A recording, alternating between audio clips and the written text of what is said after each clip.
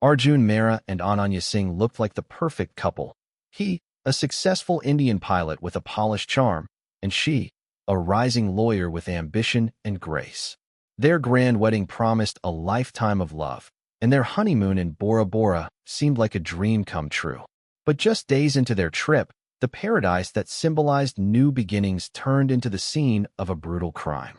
What started as a celebration of love ended in violence, leaving one dead and the other facing life behind bars.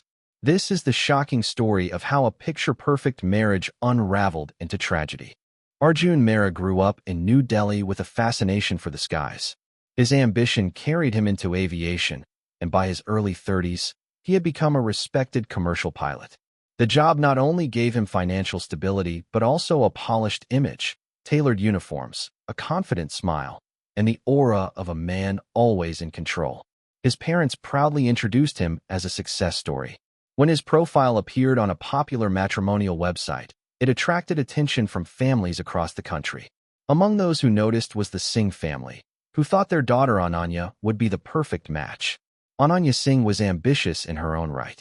A graduate from one of India's top law schools, she had recently secured a position at a prestigious corporate firm in Mumbai. She was intelligent, graceful, and determined to carve a name for herself in a male-dominated field. But with success came pressure. Her family often reminded her that marriage was the next step.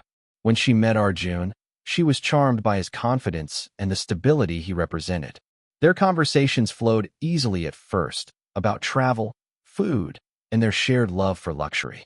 To outsiders, their engagement felt like a fairy tale. The wedding was a grand event, complete with glittering lights, hundreds of guests, and endless celebrations. Social media posts showcased matching outfits and wide smiles. Friends envied their compatibility and assumed they were stepping into a future filled with love and adventure. Yet behind the pictures, there were subtle signs of unease. Ananya sometimes seemed quiet in Arjun's presence, and close friends noticed she often avoided talking about him in detail. But in a culture where appearances matter, those whispers were pushed aside. The stage was set for what everyone thought would be a beautiful beginning. The honeymoon began with all the markings of a dream. The couple arrived in Bora Bora in late June, stepping off the plane into warm island air and endless blue skies. They checked into an overwater villa, a place so stunning it looked unreal. Glass floors revealing schools of fish below, private decks leading directly into turquoise waters, and sunsets that painted the horizon in gold and pink. Their social media accounts quickly filled with photos of champagne breakfasts, flower lays, and smiling selfies against the backdrop of paradise. For friends and family watching from afar, it seemed like the perfect beginning to a new life together. But beneath the idyllic surface, small cracks were beginning to widen. Staff at the resort would later recall moments that felt out of place. At dinner one evening, Arjun appeared visibly irritated when Ananya took too long to order, and she responded with a nervous smile before falling silent. Another night, Arjun lingered at the bar long after Ananya had returned to the villa, his voice growing louder as he drank with strangers. Guests nearby remembered how his charm seemed to mask something sharper, an edge that appeared when the alcohol settled in. Ananya, usually lively and animated, seemed withdrawn. She spent long periods staring at the water, her phone in hand but rarely used. Housekeepers noticed that while she was polite, her eyes looked tired. The villa, so carefully arranged at the start of their stay, began to reflect the tension. Half-finished meals left untouched, clothes tossed carelessly, and an air of unease that lingered after arguments. The island promised romance and tranquility, but instead, it magnified the distance between them. What was meant to heal and bond only deepened the cracks, turning their escape into a silent battlefield hidden behind postcard images. On the fourth night of their stay, the illusion of paradise finally shattered. The evening began with what seemed like routine celebration.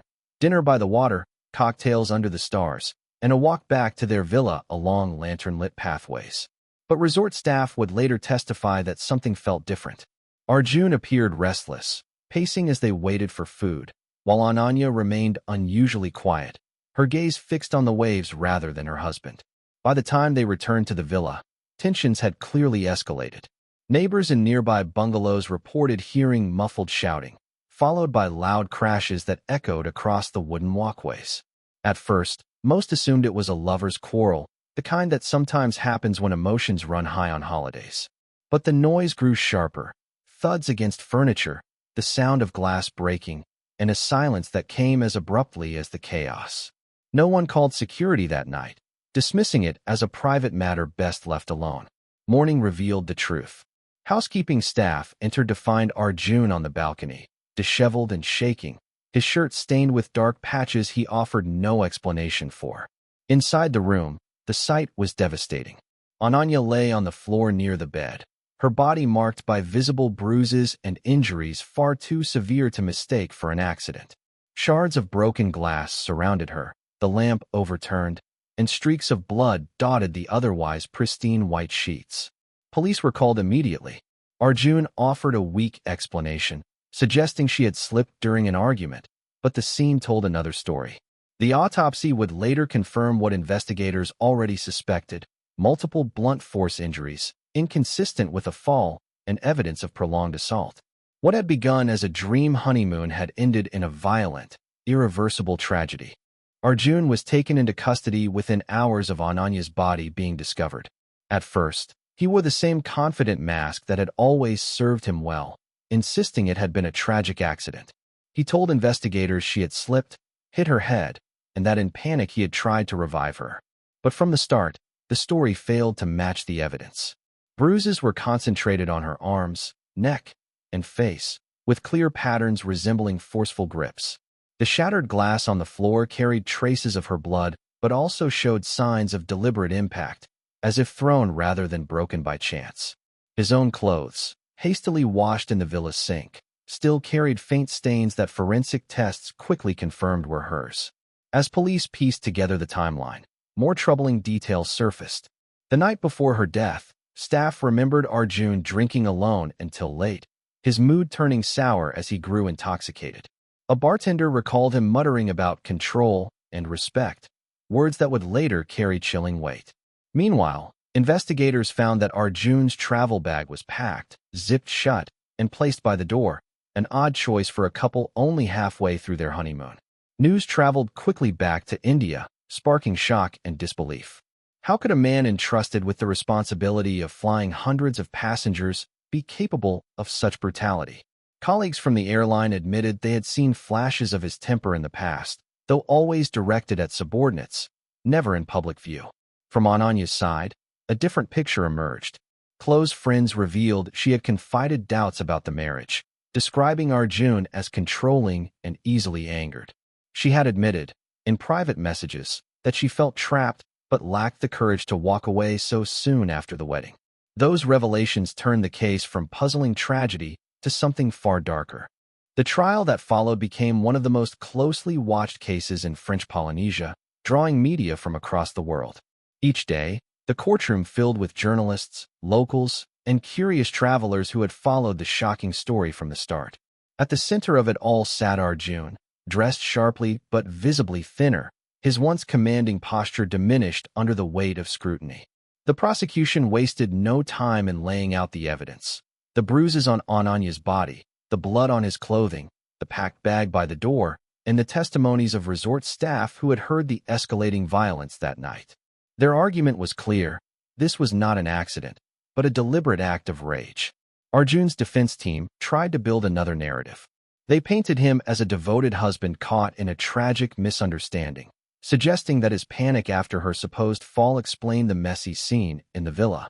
They emphasized his clean professional record as a pilot, insisting he was not a violent man, but someone overwhelmed by grief. But the evidence spoke louder than the words. Forensic experts detailed the injuries in cold precision, showing how they could only have come from repeated blows. The jury listened in silence as photographs of the crime scene were displayed, images that left little room for doubt. The most devastating blow to the defense came from Ananya's private messages. Extracted from her phone, they revealed her plans to end the marriage after the honeymoon. She had written to friends about emotional abuse, about feeling suffocated and fearful of his temper. Reading those messages aloud in court transformed the case, turning it into a story not of sudden tragedy, but of escalating control and violence. The jury now saw a woman trying to reclaim her freedom, only to be silenced before she had the chance. The verdict was delivered in a hushed courtroom. After days of testimony and hours of deliberation, the jury found Arjun Mehra guilty of murder. The sentence was life imprisonment to be served in French Polynesia, far from the life of privilege and admiration he had once enjoyed. For a man accustomed to the skies, his new reality was a cell with barred windows and the weight of his actions pressing in from every side. The airline he once proudly represented immediately cut ties, erasing his name from their records. His once admiring colleagues and friends now spoke of him with disbelief and shame. Back in India, the fallout was immense. The Mehra family retreated from public view, hounded by reporters who camped outside their home. The Singh family, devastated by Ananya's loss, struggled to reconcile the vibrant daughter they had celebrated at her wedding with the tragedy that followed so soon after. Candlelight vigils were held in her memory, with women's rights groups using her story as a rallying cry against domestic abuse and the dangers of silence. Her face, once featured on wedding albums, now appeared in news reports warning others about the hidden risks behind seemingly perfect relationships. In Bora Bora, the case left scars of its own. Locals whispered about the infamous villa, and some tourists even asked to see the honeymoon bungalow, turning tragedy into a grim curiosity.